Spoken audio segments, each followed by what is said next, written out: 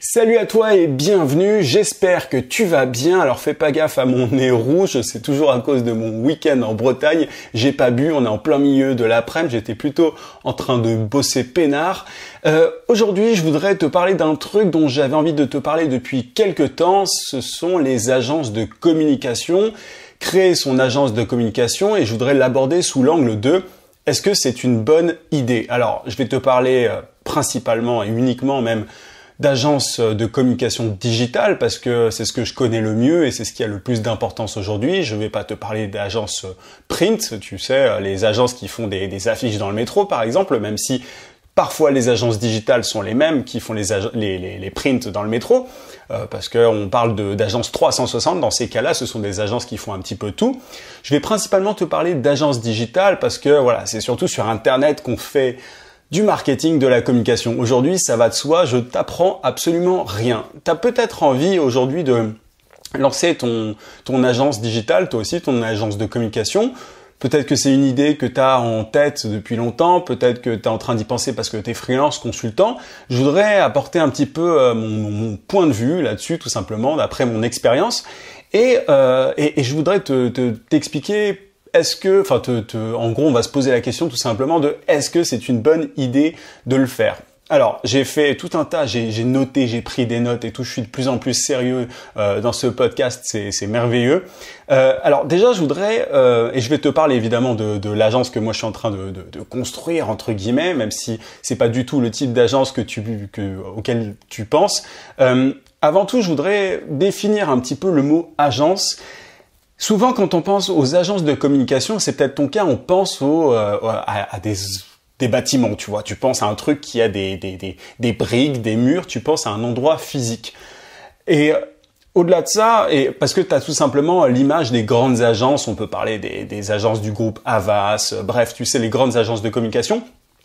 Tu bosses peut-être dans la com déjà aujourd'hui, donc tu as quelques références par rapport à ça. Tu as des grosses agences qui sont très connues et on pense tout de suite, quand on pense agence, à bureau, open space, tout ça. Ça va de soi en fait. Tu as une espèce de culture de l'agence directement en tête. Et c'est mon cas aussi à la base, quand je voulais me lancer et créer mon agence aussi en freelance. Quand je me suis lancé en freelance et que je voulais créer mon agence, j'ai tout de suite pensé au fait que voilà, je voulais un bureau, un open space pour moi et mes employés. Bref, c'est un petit peu l'image qu'on a. L'autre truc qu'on a en tête quand on pense aux agences, c'est le fait de vendre des services très divers. Tu sais, tu as des agences, surtout les grosses, je te parlais des agences qui étaient à la fois digitales et print. Il y a des agences qui font des sites web, mais aussi de la pub. Enfin, en gros, quand on pense agence, on pense à un gros machin physique avec des locaux qui propose tout un tas de services. C'est ça la définition qu'on a d'une agence et pour moi, c'est pas vraiment le cas. C'est-à-dire qu'aujourd'hui, une agence, et je vais y revenir, peut être totalement, tu vois, comment dire, nomade. Moi j'ai une agence et je vais y revenir, qui est totalement nomade. J'ai pas de bureau en particulier, je vais t'expliquer pourquoi. Mais du coup, il faut éliminer ça de sa tête. Agence ne veut pas forcément dire bureau, gros locaux et services divers et variés. Tu peux avoir une agence qui propose un seul service. Je vais t'expliquer ça. Les agences d'aujourd'hui, en gros, qui se lancent en 2018, ne sont pas les agences qui se sont bâties il y a des années, tu vois, les agences du groupe Publicis, tout ça. Ce sont des agences qui sont construites au fur et à mesure, c'était possible de construire ces agences, ces gros machins généralistes à l'époque. Aujourd'hui, c'est beaucoup plus compliqué parce qu'il y a plein d'agences, on s'en rend pas forcément compte aujourd'hui, mais il y a plein d'agences, tu vois, tu as des agences qui sont spécialisées dans l'e-sport, tu as des agences qui sont spécialisées dans la pub mobile, bref, tu as tout un tas d'agences très différentes.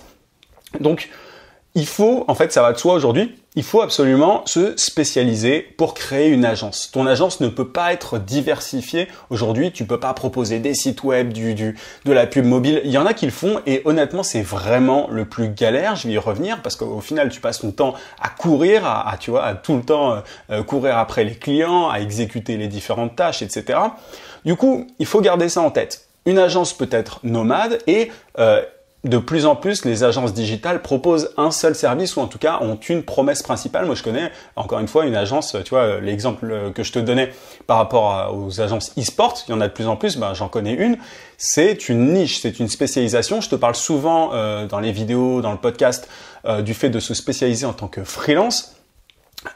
c'est pareil en fait quand tu veux créer une agence de communication. Tu as intérêt aujourd'hui en 2018 à te spécialiser dès le début parce que tu peux pas rivaliser avec Havas, Publicis, etc. C'est impossible. Si tu as envie de créer ton truc, ton entreprise dans le domaine digital, il faut absolument que tu aies un focus, que tu te concentres sur un truc. C'est exactement la même chose que quand tu es freelance, quand tu te lances, et tu vas voir d'ailleurs qu'il y a quelques liens entre les deux. Quand créer une agence? Quand est-ce qu'il est mieux de créer une agence? Selon moi, c'est bien de créer une agence quand tu as déjà un bon process d'acquisition. C'est-à-dire que souvent, moi j'ai des gens qui m'écrivent, qui me disent qu'ils veulent créer une agence de communication et ils n'ont même pas encore un seul client. Le premier pilier, si tu veux, pour créer une agence, que tu l'officialises auprès de l'État, tu vois, que tu déclares le truc, etc.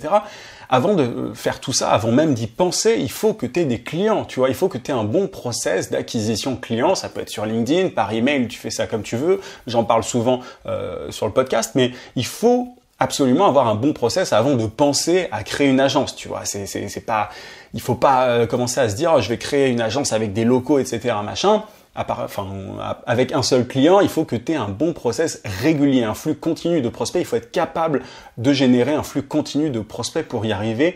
Ça va de soi parce que sinon, ton agence, tu vas avoir de plus en plus de frais, tu vas avoir des gens à payer, etc. Et ça va être impossible pour toi de le faire parce que tu n'auras pas assez de clients, tu n'auras pas assez de cash flow qui rentrera dans tes caisses. Le deuxième pilier pour créer une agence, le bon moment de créer une agence, c'est quand tu as aussi, en plus d'un bon process d'acquisition client, une bonne méthode de facturation. C'est-à-dire qu'il y a plein de gens qui aujourd'hui ne savent pas forcément bien facturer. Encore même des grosses agences aujourd'hui, c'est possible parce qu'elles sont grosses et elles ont un certain levier. Tu as plein d'agences qui facturent au temps passé.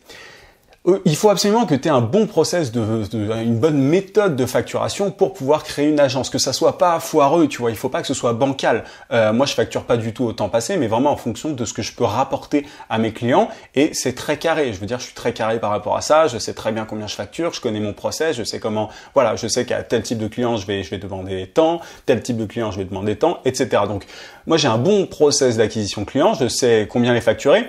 Et enfin, c'est le troisième pilier, il faut que tu aies de bons résultats pour ces clients.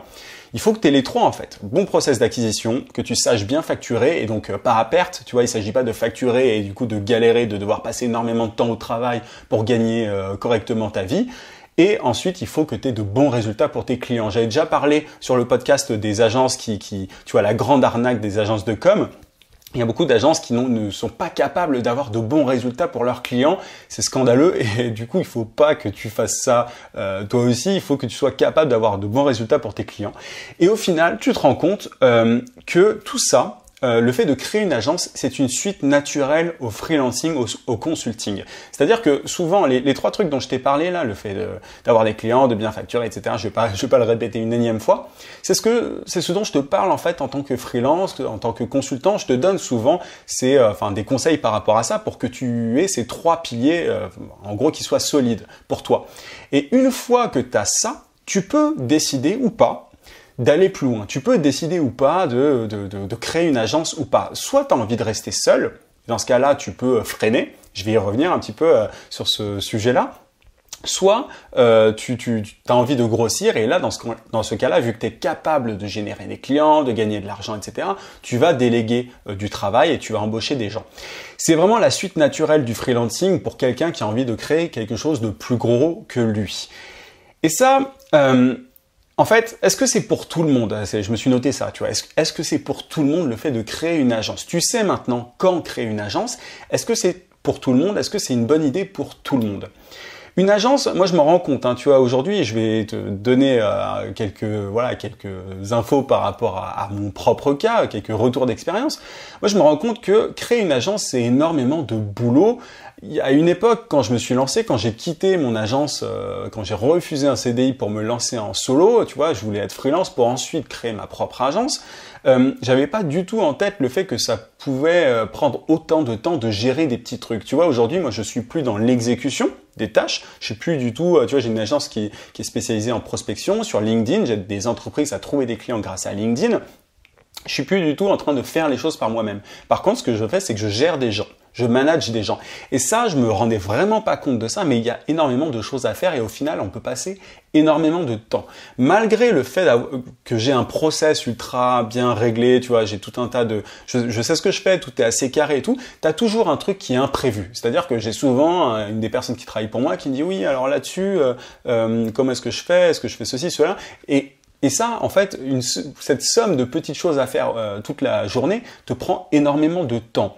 Donc, il faut être conscient de ce que tu veux, toi. Est-ce que tu as envie d'avoir vraiment une entreprise qui en gros, va avoir des trucs à gérer, tu vois, du micromanagement constant et est-ce que tu aimes ça, être à chaque fois dans l'opérationnel? C'est pas vraiment de l'opérationnel, c'est du management, mais tu vois ce que je veux dire, c'est du concret, quoi. Concrètement, tu es en train de gérer des problèmes, des petits soucis un peu chiants des fois.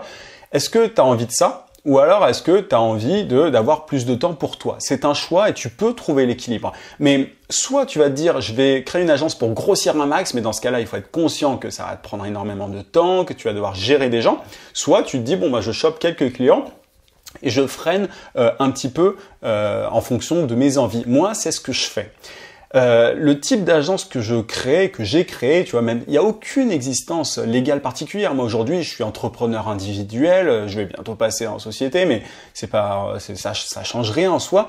Le type d'agence que je crée, moi, j'appelle ça une smart agency, si on veut donner un nom, tu vois, je veux créer une agence qui est à mon service plutôt que l'inverse. J'ai pas envie de passer mon temps, si tu veux, à faire du micromanagement, à gérer des gens, etc. Au début, j'ai voulu grossir super vite parce que j'ai un bon process d'acquisition client, je facture bien, je gagne très bien. Pour chaque client, je suis très très bien payé, j'ai de super résultats. Tout ça, je sais faire. Mais il y a un moment, je me suis dit, mais ouais, ok, très bien, tout ça, je sais le faire, je peux créer une agence, mais est-ce que j'ai vraiment envie d'avoir 10, 20, 30 clients? Ok, est-ce que j'ai envie de gagner plein d'argent, mais de pas avoir de temps pour moi? Et c'est là que je me suis dit, bon... moi, j'ai un business sur Internet, je fais du consulting à côté, j'ai ce truc-là. Est-ce que j'ai vraiment envie d'avoir 30 clients? Et je me suis dit, bon, bah, en fait, ce que je vais faire, et je pense que ça me convient le mieux, c'est ce que j'appelle une smart agency, c'est le fait d'avoir tu vois, une entreprise, une agence, en fait, que je peux surcharger ou pas, tu vois, en fonction de mes envies. Là, aujourd'hui, j'ai arrêté de faire de la génération de clients. J'ai arrêté de générer des prospects. Je passais mon temps au téléphone il y a 2 semaines encore. Je me suis arrêté, j'en avais marre. Mais c'est ça en fait l'avantage d'une agence intelligente, si tu veux, c'est le fait que une fois que tu as un bon process, tu peux arrêter quand tu en as envie en fonction de tes désirs.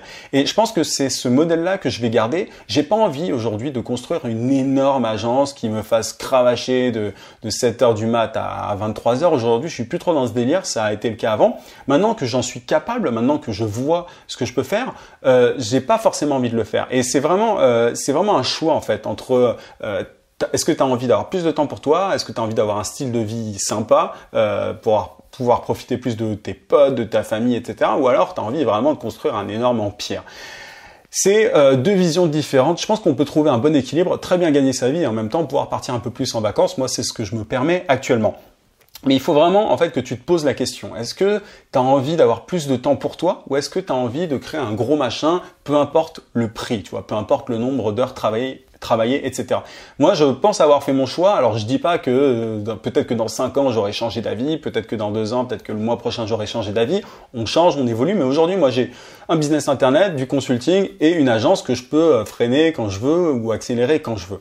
Donc, créer une agence de communication, c'est une bonne idée pour certaines personnes, mais il y a certaines personnes, enfin tu vois, notamment sur YouTube, qui te survendent le truc en te disant oui, tu peux créer un empire et gagner des millions, etc. C'est totalement faisable. Vraiment, je te le dis, hein, c'est possible de gagner énormément, mais est-ce que tu en as envie? Est-ce que tu as envie de passer ton temps à bosser comme un chien? Enfin, est-ce que tu as envie de tout ça? Est-ce que tu as envie de supprimer ta vie sociale? Moi, j'essaie vraiment de trouver un bon équilibre. J'avais parlé à une époque des 3 degrés de liberté dans un podcast. C'est vraiment comme ça que je vois les choses. Moi, je veux que mon business soit à mon service et non pas l'inverse. Je veux pas passer mon temps à bosser. Ça a été le cas. Je pense qu'il faut énormément travailler pour en arriver là. Mais une fois que tu as réussi à avoir du levier, tu vois, que tu sais ce que tu fais, que tu as assez d'expérience, etc. Je pense que le choix arrive à ce moment-là et tu décides est-ce que j'ai envie de continuer à cravacher ou alors est-ce que je pense un peu plus à moi, tu vois, moi je pense un peu plus aux vacances, etc.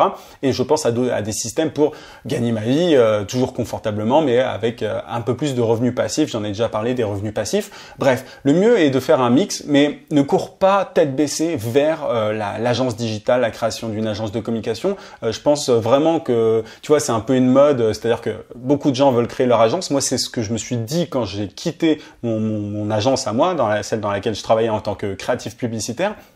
Mais c'est pas la solution à tout.